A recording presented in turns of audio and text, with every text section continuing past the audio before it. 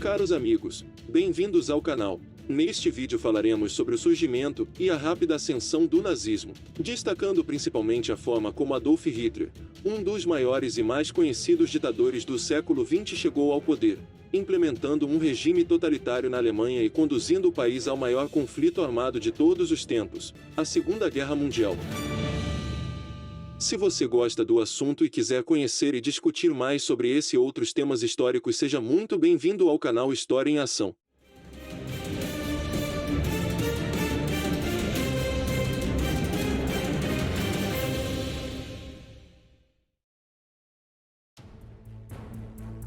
Para entendermos a rápida ascensão do nazismo ao poder, precisamos recuar até o final da Primeira Guerra Mundial e compreender as circunstâncias que favoreceram o surgimento e o crescimento dessa ideologia política na Alemanha. Apesar de não ter sido derrotada de forma definitiva, e nem ter seu território invadido ou ocupado por tropas estrangeiras, o novo governo alemão, após a abdicação do imperador Guilherme II, e pressionado por graves problemas econômicos e sociais, aceita a rendição incondicional do país frente às potências aliadas, assinando em 1919 o famigerado Tratado de Versalhes, pondo fim à Primeira Guerra Mundial. Entretanto, as humilhantes cláusulas do Acordo de Paz impunham duríssimas condições à Alemanha. Dentre os termos do tratado, incluem-se a perda de aproximadamente 1/8 de seu território e 1/10 de sua população, cedidos a países vizinhos, além da perda de todas as suas colônias ultramarinas no continente africano e na Ásia, entregues e divididas entre a França e a Inglaterra.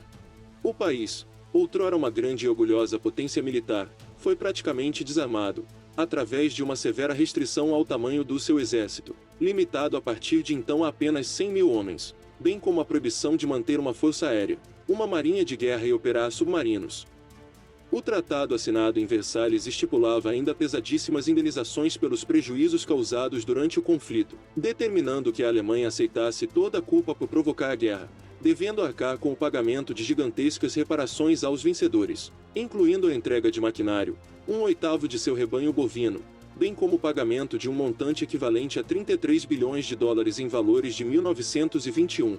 A serem pagos durante 30 anos. O acordo de paz provocaria profunda indignação entre os alemães, que consideravam injustas e muito humilhantes as imposições do tratado.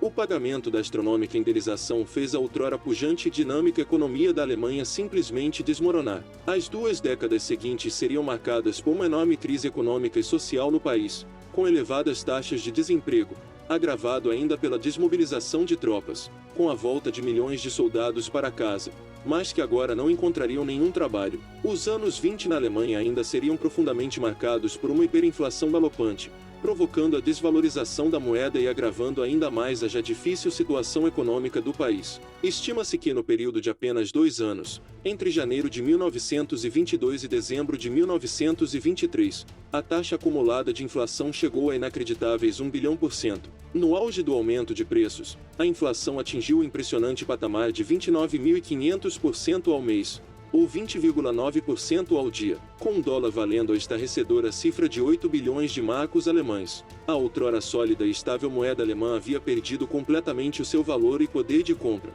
A Alemanha ainda foi especialmente atingida pela crise de 1929, com o país alcançando a preocupante marca de 6 milhões de trabalhadores desempregados em 1932. O povo alemão encontrava-se profundamente desiludido e descrente da capacidade da República de Weimar em solucionar a grave crise econômica e social na qual o país se encontrava. Neste contexto, o caminho estava aberto para o crescimento do radicalismo político, marcado pelo confronto entre socialistas e extremistas de direita. Neste quadro de grave crise econômica, cabe destacar o grande crescimento dos comunistas e socialistas alemães. O crescente apoio popular aos partidos de inclinação marxista alimentavam o temor de uma revolução comunista no país, tal como a ocorrida recentemente na Rússia em 1917, levando a alta burguesia alemã, grandes empresários e o alto clero a manifestarem forte apoio a movimentos políticos antissocialistas. Neste ambiente político marcado pelo radicalismo, logo após o término da guerra em 1918, Hitler, um ex-cabo do exército, que havia lutado nas trincheiras da Primeira Guerra Mundial, é chamado a trabalhar para o governo alemão como um agente infiltrado. O governo temia o surgimento de novos movimentos e partidos políticos que levassem a uma instabilidade ainda maior no país. Hitler se infiltra no Partido dos Trabalhadores Alemães, porém, Ao invés de espionar para o governo, passa a se identificar com as ideias extremistas do grupo, passando inclusive a militar ativamente em suas fileiras em 1919. Numa ascensão meteórica, graças ao seu carisma e inflamada oratória, já em 1921, apenas 2 anos após ingressar no movimento, Hitler alcança o comando do partido, promovendo uma ampla reformulação, inclusive adotando um novo nome, Partido Nacional Socialista dos Trabalhadores Alemães, vulgarmente conhecido por Partido Nazista, adotando como símbolo a suástica, uma antiga referência hindu. Em 1924, o partido, apesar de crescente, ainda era uma agremiação extremista e de caráter meramente local, sem vislumbrar maiores possibilidades de ascender ao poder naquele momento através das vias eleitorais. Neste quadro, os nazistas planejam e executam um mal-sucedido golpe de Estado contra o governador da Baviera, num famigerado episódio que ficaria conhecido como Putsch de Munique. Após o fracasso da tentativa golpista, todos os principais líderes nazistas são presos, com Hitler sendo julgado e condenado a uma pena relativamente branda, 8 meses de prisão. Neste período, aproveita o tempo no cárcere para escrever seu livro, Mein Kampf ou Minha Luta, uma mistura de autobiografia e ideário político, no qual expõe as suas principais ideias. Ao sair da cadeia em dezembro de 1924, Hitler, convicto de que o povo alemão não aceitaria uma proposta golpista, muda sua estratégia para chegar ao poder, reestruturando e fortalecendo o partido, tendo como molde o movimento fascista italiano de Benito Mussolini, destacando a atuação da militância e passando a focar na tomada do poder pelas vias tradicionais, ou seja, ocupando espaços na sociedade, disputando e ganhando eleições. Nas eleições gerais de 1928, com a relativa melhoria da situação econômica após o final da hiperinflação, o Partido Nacional Socialista obteria apenas 12 cadeiras no parlamento alemão. Contudo, após a gravíssima crise econômica provocada pela Grande Depressão de 1929, nas eleições do ano seguinte, os nazistas conquistariam 107 lugares no parlamento, tornando-se o segundo maior partido do país. Após as eleições de 1932, os nazistas tornaram-se o maior partido no parlamento alemão, alcançando 230 cadeiras. Embora o partido nazista tivesse ganho as 2 eleições gerais em 1932, não obtiveram a maioria do parlamento.